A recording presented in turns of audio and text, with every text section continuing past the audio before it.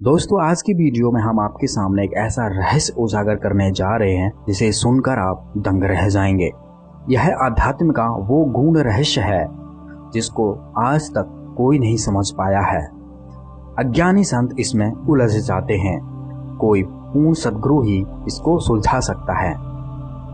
तो आइए जानते हैं सार शब्द सत शब्द की उत्पत्ति कैसे हुई। परमात्मा शब्द नहीं है, शब्द का रचयिता है। सभी ग्रंथ व सभी संत कहते हैं कि शब्द सृष्टि को रचने वाला है। शब्द ने ही सभी की उत्पत्ति की। बाबा नानक जी वाणी में कहते हैं, शब्दें धरती शब्दें आकाशा, शब्दें शब्द भया प्रकाशा, सकल सृष्टि शब्द के पाछे, नानक शब्दें खटखट आछे। वाणी कहती है शब्द ने धरती आकाश व सारी सृष्टि की उत्पत्ति की है। यही शब्द सभी के घटों में चलता है। ये बिल्कुल सही है, ये सत्य है। शब्द सबका आधार है। शब्द ही मुक्ति कराएगा, परंतु शब्द परमात्मा नहीं है। शब्द की उत्पत्ति परमात्मा जी ने अपने वचन द्वारा की है। शब्द में परमात्मा जी का वास है।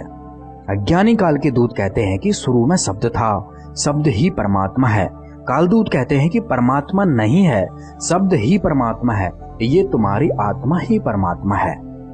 सदगुरु रामपाल जी महाराज जी ने अपने अमृत प्रवचनों में कई बार समझाया है कि शब्द की रचना परमात्मा ने अपने वचन द्वारा की है।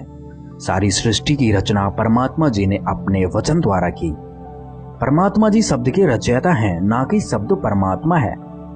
वाणी कहती है, संतो कोई जन शब्द विचारा, शब्दें भेद आदि सतगुरु का परख ले टकसारा। शब्दें सुन सुन भेष धरत हैं, शब्दें कहे अनुरागी, सट दर्शन सब शब्द कहते हैं, शब्दें कहे वैरागी। शब्दें वेद पुराण कहते हैं, शब्दें शब्द ठहरावे, शब्दें मुनवर साध कहते हैं, भेद न कोई पावे। शब्दें ही से जग उपजाया, शब्दें करें पसारा, कहें कबीर जहाँ तें शब्द उपजो, ताको भेद न्यारा। यह वाणी कबीर पंथी शब्दावली पृष्ठ नंबर 811 पर है। कबीर साहब जी इस वाणी में समझा रहे हैं, सभी गुरु संत पंत व ग्रंथ शब्द की महिमा करते हैं, परंतु शब्द का भेद नहीं पाया। शब्द क्या है? जिस शब्द ने संसार की उत्पत्ति की, अर्थात सब कुछ बनाया है, वह शब्द कहाँ से उत्पन्न हुआ, इसकी जानकारी किसी को नहीं है। शब्द की उत्पत्ति का भेद न्यारा है। शब्द की रचना कैसे हुई, इसकी जानकारी की वाणियां कबीर साहब जी ने अलग से बोली हैं। इसका खुलासा सदगुरु रामपाल जी महाराज जी ने अपने प्रवचनों में बड़े ही विस्तार से बताया है। देखिए दूसरा प्रमाण, सार शब्द साहिब का न्यारा, सोई शब्द कहे गुरु उजारा। सार शब्द काल नहीं पाई, तीन देव की कौन चलाई।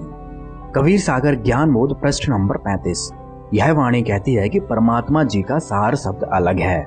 इसका ज्ञान काल निरंजन को भी नहीं है। तीनों देवताओं को ज्ञान कहां से होगा। इसका भाव है, सार शब्द परमात्मा नहीं है। सार शब्द अलग है, परमात्मा जी अलग हैं। परमात्मा जी ने अपने मुख कमल से शब्द की उत्पत्ति की है। अब तीसरा प्रमाण देखिए कि शब्द अलग है, परमात्मा अलग है। वाणी है, संतो वह घर ऐसा जाना, जहवा है पुरुष ठिकाना।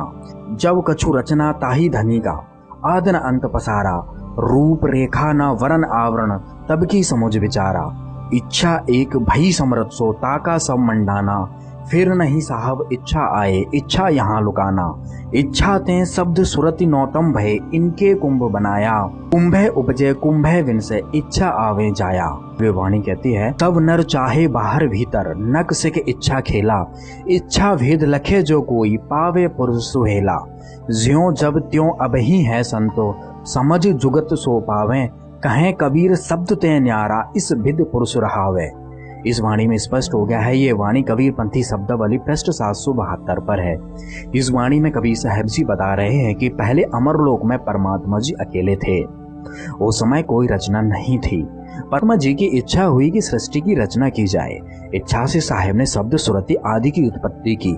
सारी रचना रचकर अपने अमरलोक में रहते हैं। भाव है, परमात्मा शब्द से अलग है। वाणी कहती है, कहें कबीर शब्द ते न्यारा, इस विद पुरुष रहावे। इन सभी प्रमाणों से सिद्ध हो गया है कि परमात्मा शब्द से अलग है तथा शब्द को उत्पन्न करने वाला है। बोध सागर की कुछ वाणियां हैं। धर्मदास जी कहते हैं, धर्मदास वचन है, धर्मदास कहे सुनो गुसाई, इन बातन बनवे की नाई। केहू संशय वे एक ठोरी, तुम्हें हते के है कोई औरी। सत्य सत्य अब मोह पह कहिए, संशय रहे तो सोई पद लहिए। त्रय वाचा ले पूछी साई, साधु संत तुम आप गुसाई। सतगुरु जी कहते हैं, कहें कबीर सुनहु धर्मदासा, सकल भेद में किया प्रकाशा। जो प्रतीत हो मन मह तोरा, भव को मेट शरण रहो मोरा। धर्मदास छोड़ो सब माया, अस्थिर अमर अखंडित काया। भक्ति मुक्ति उपजी दे जासों, प्रेम ही लगने लगावे तासों। अब मैं तेही लखाऊं जागा, छठे जन्म मरण को धागा। जन्म मरण है अति दुख भारी, तासो तुमको लहूं उबारी। अब आपा को थापे नाही, देख ले हो तुम बाहर माही। साखी है अब तो ये भेद बताऊं मैं, निर्मल ठौर नियार। सर्व परे सब ऊपर ही, देखो वहां आकार। चौपाई कहती है, पुरुष कहो तो पुरुष नाही, पुरुष हुआ आपाव भूमाही। शब्द कहो तो शब्द ही नाही, शब्द होए माया के छाही। दो विन हो नहीं अधर आवाजा, कहो कहा यह काज अकाजा। अमृत सागर वार न पारा, नहीं जानो कैतिक विस्तारा। तामे अधर भवन एक जागा, अक्षय नाम अक्षर एक लागा। नाम कहो तो नाम न जाका, नाम धरा जो काल ही ताका। है अनाम अक्षर के माही, निह अक्षर कोई जानत नाही। धर्मदास तह वास हमारा, काल अकाल न पावे पारा। ताकि भक्ति करे जो कोई, भव तह छूटे जन्म न हुई। प्रश्न नंबर 870 भवतारण बोध में है ये। इन वाणियों में धर्मदास जी कबीर साहब जी से पूछ रहे हैं कि परमात्मा एक ठौर कैसे हैं, तुम ही परमात्मा हो या कोई और है। साहिब कबीर जी बता रहे हैं कि सबसे परे सभी के ऊपर एक निर्मल स्थान है, जहां परमात्मा आकार में रहता है। वाणी है, अब तो ये भेद बताऊं मैं, निर्मल ठौर नियार। सर्व परे सब ऊपर ही देखो तहां आकार। आगे साहिब जी बता रहे हैं, परमात्मा जी यहाँ मृत्यु लोक के पुरुषों जैसा नहीं है, उनका शरीर अविनाशी है। पुरुष कहो तो पुरुषाई नाही, पुरुष हुआ आपा भूमाही। वाणी कहती है, शब्द कहो तो शब्द नहीं, शब्द होए माया के छाई। दो विन होए नहीं अधर आवाजा, कहो कहाँ यह काज अकाजा। यहाँ साहिब समझा रहे हैं कि शब्द परमात्मा नहीं है। शब्द दो वस्तुओं के टकराए बिना उत्पन्न नहीं हो सकता। केवल एक शब्द से कार्य सिद्धि नहीं होगा, परमात्मा की भक्ति करनी होगी। वाणी कहती है, अमृत सागर वार न पारा, नहीं जानो कैतिक विस्तारा। तामे अधर भवन एक जागा, अक्षय नाम अक्षर एक लागा। इस वाणी में बता रहे हैं कि ऊपर अमर लोक है, जिसका वार पार कोई नहीं पा सकता। अमर लोक में एक भवन है, जिसमें परमात्मा अमर शरीर में रहते हैं। गरीबदास जी कहते हैं, अर्श कोश पर सफेद गुमट है, जहां सतगुरु का डेरा। परमात्मा जी का आदि नाम है, जो अक्षर में है। उस नाम को छोड़कर यदि कोई और नाम से जाप करोगे तो काल में ही रह जाओगे। एक दूसरी वाणी में साहिब जी बता रहे हैं कि है नहीं शब्द शब्द से कहो, ज्ञानी होय सो पद लहो। परमात्मा जी नहीं शब्द हैं, परंतु शब्द से मिलेंगे। इन सभी प्रमाणों से सिद्ध हो गया है कि शब्द परमात्मा नहीं है। शब्द को परमात्मा जी ने अपने मुख कमल से बोलकर उत्पन्न किया है और शब्द परमात्मा से मिलाने का साधन मात्र है। आगे शब्द की उत्पत्ति के प्रमाण देखिएगा। शब्द कैसे उत्पन्न हुआ। जेतिक वचन पुरुष उच्चारा, तही वचन नाम अधिकारा। जो वचन उच्चारण करते हैं वह शब्द अमर होता है, वह नाम बन जाता है। कबीर साहब जी अपनी वाणी में कहते हैं, रहे गुप्त प्रगति भई काया, श्वासा सार शब्द निर्माया। शब्द ही ते पुरुष स्थूला, शब्द ही मैं है सबको मूला। शब्द ही ते बहुत शब्द उच्चारा, शब्द शब्द भया उजियारा। शब्द हिते भव सकल पसारा, सोई सब जीव को रखवारा। इन वाणियों में कबीर साहब जी समझा रहे हैं कि परमात्मा जी पहले गुप्त रूप में थे। सबसे पहले अपना विधेय स्वरूप प्रकट किया, फिर अपने अमर श्वास द्वारा सार शब्द को उत्पन्न किया। परमात्मा सार शब्द सबकी उत्पत्ति का करने वाला है। यही शब्द सबका मूल आधार है। इसी शब्द को शब्द गुरु कहते हैं। इसी शब्द में परमात्मा का निवास स्थान है। इसी शब्द से आगे और शब्दों की उत्पत्ति हुई। यही शब्द से मुक्ति होगी। शब्द परमात्मा से उत्पन्न है, ना कि परमात्मा शब्द से उत्पन्न है। अब जानिएगा शब्द की उत्पत्ति और। साहिब वचन सत्य फरमाया, सत्य शब्द अक्षर निर्माया। कबहु नहीं अस्थिर होई, बार बार मन देई बिगोई। काया भीतर आप लखावा, ताते अजपा नाम कहावा। यही शब्द से शुद्ध शरीरा, यही शब्द से मिले कबीरा। यही शब्द हृदय सुखे होई, निर्मल होई बिसई सब खोई। अस्थुन मनकर प्रफुल्ल राखे, नाम संधि हृदय में चाखे। निर्मल हंस होत हैं तबहीं, अमर लोक पहुँचे हैं जबहीं। सातों सुरति तबहीं प्रकाशा, पुरुषहि को राखें विश्वासा। उत्पत्ति शब्द जबे निर्मावा, सो अक्षर मिल शिवहि कहावा। शिवहि शब्द सो जीव कहावा, जीव नाम संसार कहावा। सातों नाम वाही के अंगा, जिहि जग भीतर माडो रंगा। अक्षर शब्द से शिव जो आवा, वाही अक्षर गुरु कहावा। अगली वाणी है, साहिब वचन सत्य फरमाया, सत्य शब्द अक्षर निर्माया। इस वाणी में कबीर साहब जी अपने आप को गुप्त रखकर एक गुरु की भूमिका अदा करते हुए कहते हैं कि परमात्मा ने अपने मुख कमल से एक वचन बोलकर सत्य शब्द अक्षर की उत्पत्ति की है। वाणी कहती है, कबहुन अस्तर होई। यह अमर शब्द है जिसका कभी विनाश नहीं होता। इसी शब्द से सृष्टि की उत्पत्ति हुई। इसी शब्द को शब्द गुरु कहते हैं। यही शब्द परमात्मा से मिलाएगा। बार बार मन दे बिगोई। इसका अर्थ है इस शब्द में अपने मन को लगाए रखना, जिससे जीव का कल्याण होगा। जो ये कहते हैं कि शब्द परमात्मा से पहले था, वे अज्ञानी हैं, महामूर्ख हैं। इस वाणी को ध्यान से पढ़ लें। इन अज्ञानियों को भक्ति की ABCD का भी ज्ञान नहीं है। वाणी देखिए, काया भीतर आप लखावा, ताते अजपा नाम कहावा। हिये नैन से देखो भाई, जब वो देखा राम दिखाई। परमात्मा के मुख कमल से उत्पन्न ये अमर शब्द सबके शरीर में व बाहर भीतर चल रहा है, इसलिए इस शब्द को अजपा नाम भी कहते हैं। ये शब्द बिना ओम सोहम प्रकट नहीं होता। कहें कबीर सुनो धर्मदासा, ओम सोहम शब्द प्रकाशा। इस वाणी के माध्यम से कबीर साहब जी धर्मदास जी को समझा रहे हैं कि ओहम सोहम के द्वारा ही शब्द प्रकट होगा। गरीबदास जी महाराज जी भी अपनी वाणी में कहते हैं, ओहम सोहम सार संदेशा, मानो सतगुरु का उपदेशा। मान बढ़ाई यमपुर जाई, होए रहो दासन दासा। गरीब दास पद अर्श अनाहद, ओम सोहम जप श्वासा। अलख नाम घट भीतर देखो, हृदय माही करो विवेको। ये नैन सो देखो भाई, जब वो देखा राम दिखाई। परमात्मा जी के मुख से बोला सत्य शब्द जीव के हृदय में दिखाई देगा। जब आपका हृदय चक्र 2 अक्षर के अजपा जाप से खुल जाएगा, तब यह अमर शब्द नजर आएगा। इसी शब्द में परमात्मा का विदेही स्वरूप दिखाई देगा।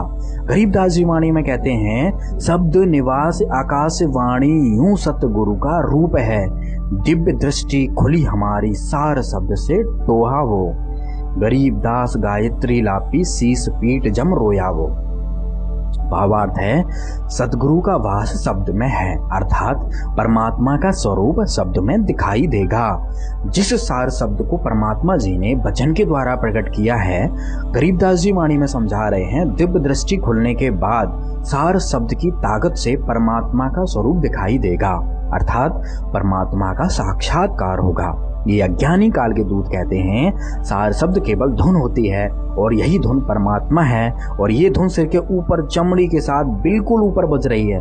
कभी ये कहते हैं कि ये धुन सिर के ऊपर दाईं ओर बज रही है, जबकि कबीर साहब जी कहते हैं, अलख नाम घट भीतर देखो, हृदय माही करूं विवेको। घट घट राम बसे हैं भाई, बिन ज्ञान न देत दिखाई। अलख नाम भीतर दिखाई देगा। जब हृदय चक्र खुल जाएगा, अर्थात सार शब्द दिखाई देता है, सार शब्द में परमात्मा दिखाई देंगे। आप खुद अंदाजा लगाओ कि यह कितने महाअज्ञानी हैं जो कहते हैं ऊपर केवल शब्द है, कोई लोक नहीं है, कोई परमात्मा नहीं है, केवल एक धुन है जो अखंड बज रही है। यही धुन तुम्हारी आत्मा है, तुम्हारी निज रूप है। 2 अक्षर ओम सोहम वह सार नाम के अजपा जाप से सत शब्द व धुन प्रकट होती है। अनंत कोटि ब्रह्मांड है और इनमें अनंत कोटि धुन बज रही हैं। सार शब्द धुन अलग होती है, जिसको सुनने से पाप कर्म कट जाते हैं, आत्मा निर्मल होती है। और जब यह धुन सुनाई देने लग जाए, तब आप समझ लेना कि आप सतलोक के नजदीक पहुंच गए हैं। यही शब्द से शुद्ध शरीरा, यही शब्द से मिले कबीरा। जिस शब्द को परमात्मा जी ने प्रकट किया, इसी शब्द से कबीर परमेश्वर मिलेंगे।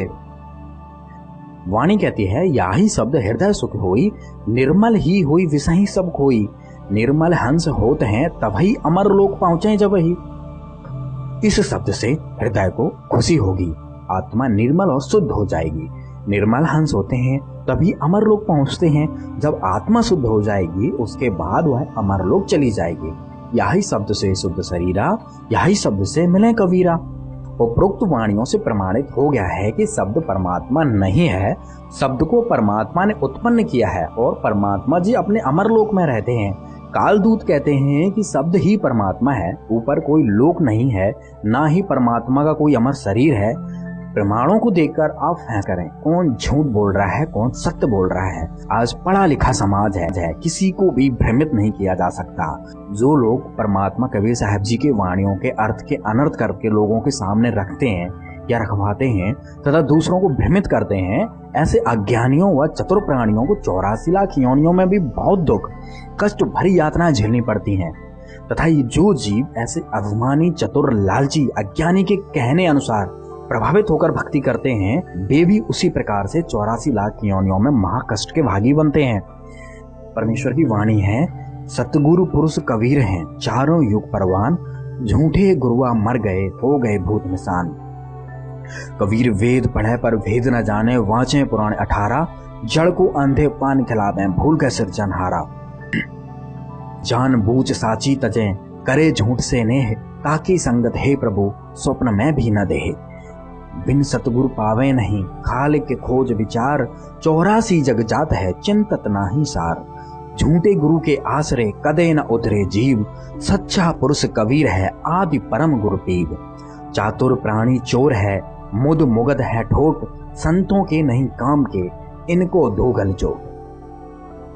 सभी भक्तात्माओं से निवेदन है कि काल के दूतों से सावधान रहें, अपने सदगुरु रामपाल जी महाराज जी में पूर्ण विश्वास रखें। आज के दिन विश्व में कोई भी संत रामपाल जी महाराज जी के ज्ञान के आगे टिक नहीं सकता। धन्यवाद।